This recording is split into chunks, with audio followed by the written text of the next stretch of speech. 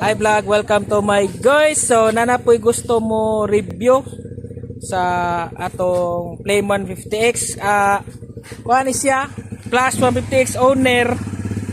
So iya daw i-try and i-review kung unsay kalahian sa Plus 150X o Flame. So shout out sa mga Tagalog natin na followers. So pilitin natin mag-Tagalog. So si 2.3 Chill Rides. What's up? So ito po yung Plus 150X niya. Try niya yung Flame natin. So sige sir. Right, tara. Nanay susi dara. So ikuan lang sir kung unsay imong na kuan sa motor, i-review lang ana. Legit.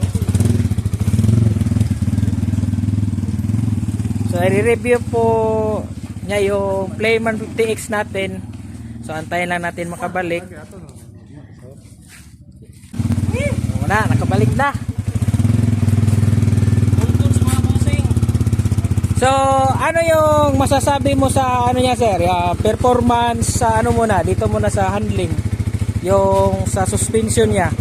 Sa suspension niya is all goods naman kasi medyo maliit, mas madaling dalhin ang driver.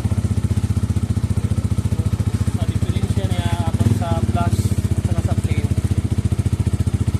kung sa plaka sa natakbuhan siguro mas yamado si Flame dahil nga Flame reader type, mas magaan lang medyo may kanipisa na yung gulong. Si Plus naman mabilis si Plus, pero yung specs about sa makina niya is same lang naman, di ba? Same ra, same lang silang makina.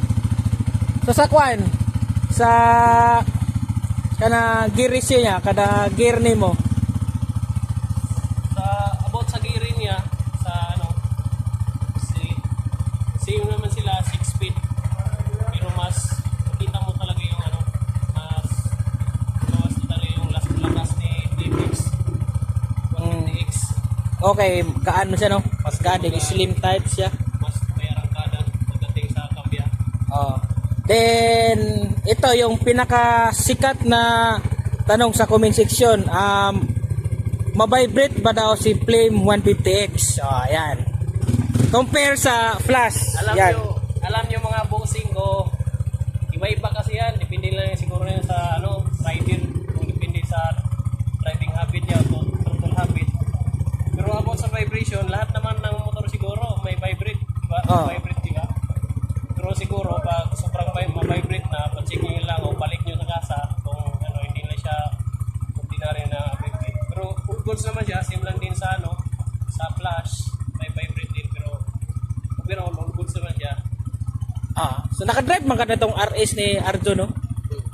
Sa RS 150 ni Arjun, compare sa vibration lang. Vibration? Vibration.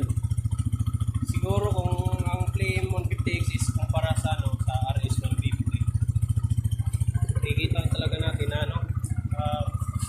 although may pareho sila na may pa-vibrate, pero yung sa ibang tunog, iba ng tunog yung sa pipe. Yung pipe kasi at sa makina. Depende lang yan sa sa paggamit natin kung takasan natin yung pagkakado natin.